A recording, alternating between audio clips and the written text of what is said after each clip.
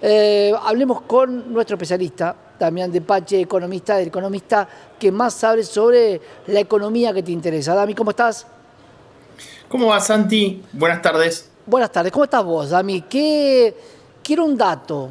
¿Qué pudiste recabar de los datos de ayer, de las ventas que para muchos eran importantes? Bueno, ventas minoristas dieron a la baja, 0,9%, tercer año de caída de las ventas minoristas. Podía haber sido peor, digo yo, porque interanualmente nosotros lo preveíamos en los informes de proyección de la demanda, sucedió lo que de alguna manera estábamos sospechando que podía suceder. ¿Qué pasa? Las ventas caen, pero en el indicador que muestra CAME, ¿cuáles son las que crecen? Bienes durables, sobre todo artefactos para el hogar, electrodomésticos, etcétera, que tienen ticket promedio elevado. ¿Por qué son las que de alguna manera crecen y después vamos con las que caen? Porque apareció el crédito, Santi. Y Claro. vos no, en un momento, restricción del ingreso, audio, video, artefactos para el hogar, electrodoméstico, la única forma de pagar un ticket de quizás 1 millón de pesos es con crédito. Bueno, Entonces, el otro día había promociones con 25% de descuento por una entidad bancaria y 12 cuotas sin interés, Dami. totalmente. Efectivamente fue así. Fuertes, agresivas promociones para reducir saldos y stock. Por lo cual ese rubro creció 12,9%, librerías 10,3%, indumentaria 6,3%, y ya después el resto comienzan con baja: calzado y marroquinería, cosmético y perfumería, y smartphone, ¿no? Teléfonos celulares. Claro. La caída termina siendo de 0,9%, una caída, reitero, que podría haber sido peor. Creo que de alguna manera, fíjate que las ventas minoristas venían de caer en septiembre 5,2% y creciendo en el desestacionalizado. Y lo mismo pasó con el dato de industria ayer de CAME. CAME informa que cayó interanualmente la industria 6,6% en el mes de septiembre, 15% en los 9 meses acumulados del año, pero en el desestacionalizado hay un incremento del 3,7%. Muy razonable, porque venía en correlación a lo que venía viviendo el INDEC, el estimador económico mensual, cayendo interanualmente y creciendo en el desestacionalizado, y lo mismo el índice de producción industrial que mide el INDEC, cayendo interanualmente y creciendo en el desestacionalizado, ¿no? Esto es un poco el adelanto de lo que uno podría llegar a ver Claro. después del sector privado en lo que es el indicador público, ¿no? Metámonos en datos de la economía que me trajiste para hoy, algo que se habla y mucho respecto a el desempleo, si el desempleo va a crecer, si esta caída en ventas, por supuesto, repercute en el desempleo. ¿Qué números tenemos, Dami?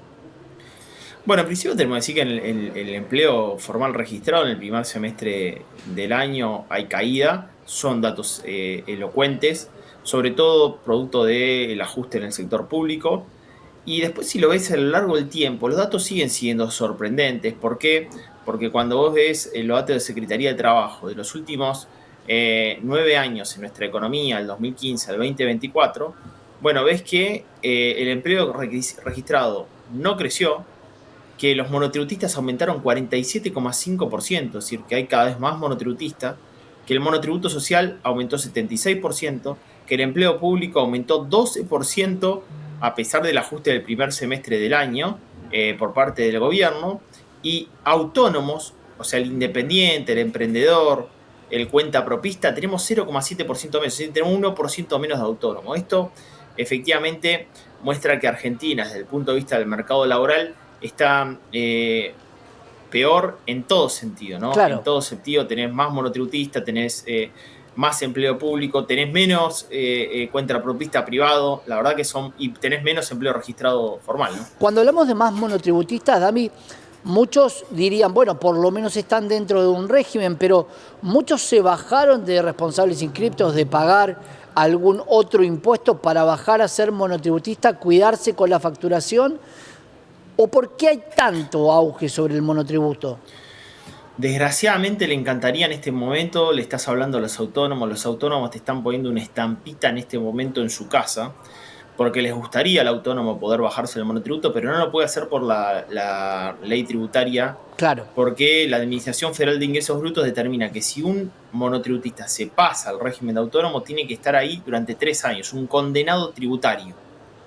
Por lo cual es muy inequitativo el régimen, porque si a principio de años, superando los 11 millones de pesos un prestador de servicio, pasaba a régimen de responsable inscrito, que esto ha sucedido, hoy quizás está facturando 20 millones de pesos, es autónomo, pero pagando 35 de ganancia, facturando con 21% de IVA, pagando 3% de ingresos brutos, tasas municipales y tasas provinciales, y podría estar en el régimen de monotributo, Santi.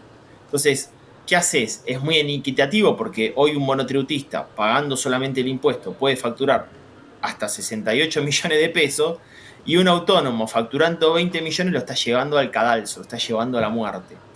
Este es un buen punto que vos tocás, porque Argentina necesita cuenta propista, necesita emprendedores, necesita Claro. efectivamente que además formalice su economía. Entonces yo creo que diputados, legisladores, tienen que tomar nota de esto y hacer que el sistema sea más equitativo, porque no puede ser que un autónomo pague todo eso a 20 palos y un monotributista puede facturar hasta los 68, ¿me entendés? Sin duda, ahí siempre se habla, Dami, de la presión tributaria, pero siempre parece que la economía en la Argentina y sobre todo lo que tiene que ver con lo tributario termina siendo una manta corta, porque todo el mundo dice, bajemos impuestos, pero claro, son parte de la recaudación. ¿Qué pasa con la presión tributaria en la Argentina? ¿Hay alguna forma, esquema de cambiarla sin perjuicio de la recaudación? Bueno, yo creo que curva de Laffer plena es, sabes que a cierto nivel de impositivo se recauda menos. Esto es claro. ¿Y cómo lo me dice eso, Damián? ¿Cómo sabe que se recauda menos? 40% de informalidad. ¿Entendés? Es fácil el dato. A cierto nivel tributario ya no se recauda. Entonces, en el coloquio IDEA, Sturzenegger plantea la idea, bueno, no nos piden más que bajemos impuestos, pídanos que bajemos el gasto público. ¿Está bien? ¿Por qué? Porque cuando yo tengo superávit fiscal puedo bajar impuestos. Es fundamental que eso suceda porque no hay otra forma de bajar, digamos, no Claro. sería posible bajar impuestos si subís el gasto público, sería imposible hacerlo. Pero, pero, yo creo que bajar impuestos recauda más. ¿Se entiende? Se O entiende. sea Ahora, que, Dami, acá la pregunta es, ¿qué pasa con el campo cuando dice, che, tenés superávit, ¿por qué no me sacás retenciones? Si es una bueno, distorsión para el comercio, no estás hablando de, es un impuesto encubierto, pero es una retención directa en moneda dura y que hoy me está perjudicando a tener prácticamente pérdida por tonelada. stock versus flujo. Es razonable lo que decís, porque en definitiva vos lo que le podrías decir al productor es decir, che, mirá, yo te bajo los impuestos ante dos eventualidades. Primero, producís más, no pagas nada. O sea, te doy un premio.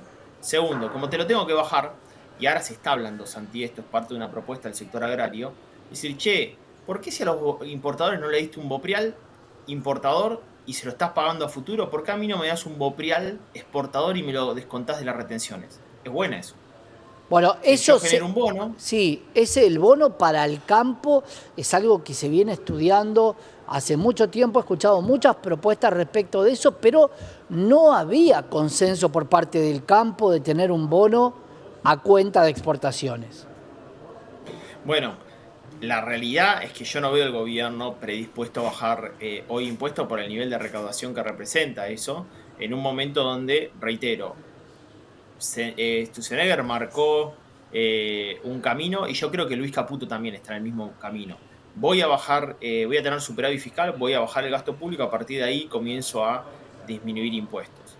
Me parece que no está por parte de la idea del gobierno otro camino que eso es a futuro, no es que te voy a dar un incentivo. Sobre todo en el sector exportador, en el sector de bienes transables, la baja de retenciones vos sabés que oficia como una mejora del tipo de cambio real. Porque efectivamente vos cuando nosotros hablamos de tipo de cambio de 1001 o 1002, es eso menos 30%.